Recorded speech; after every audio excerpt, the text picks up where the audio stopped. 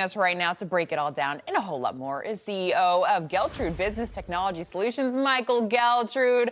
Good morning, Michael. So happy to see you here this morning. Okay, so let's just dive right into this one. A brand new survey from Freddie Mac showing the average rate on benchmark 30-year fixed mortgages jumping to 7.10% from 6.88% just 2 weeks ago, while 7.1% rates are down from a peak high of 7.79% in the fall.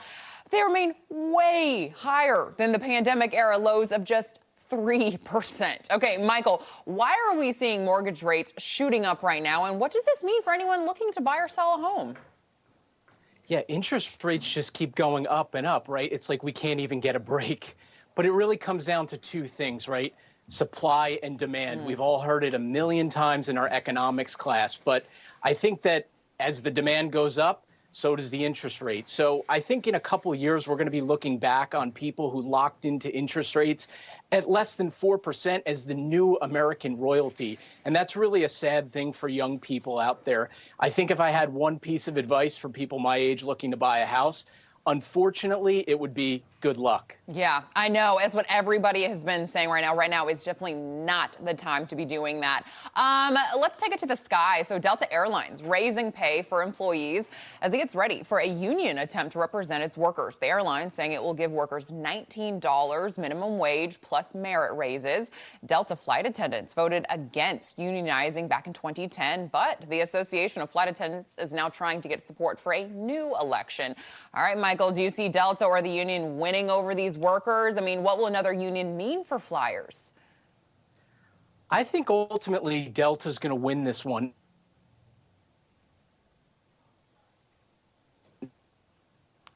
Profits than a lot of the other airline industries. And this really opened an opportunity for their workers to look around and say, hey, well, if the company's making more money, then we should be too. So you know the famous phrase, right? More money, more problems. And I think that ultimately applies here because truly Delta Airlines is in the customer service business and they know that.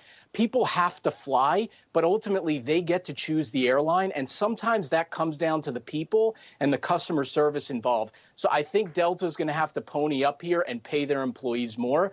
But ultimately, I think they come to amicable terms. Yeah, I would have to agree with you on that one.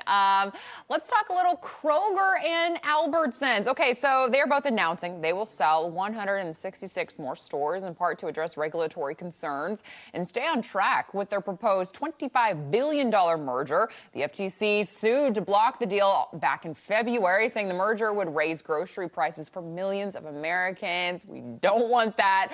Michael, will selling more stores get the FTC off Kroger and Albertsons' backs?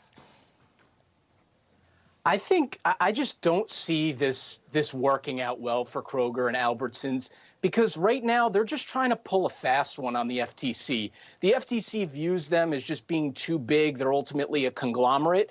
They're trying to stay competitive with the other big players in the market, right? Walmart and others.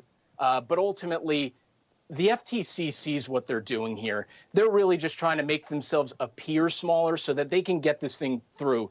But at the end of the day, I'd really just like to see the price of eggs go down. So whatever that costs, I'm all for it. Yeah, my goodness, you go to the grocery store, the price of every single thing is higher.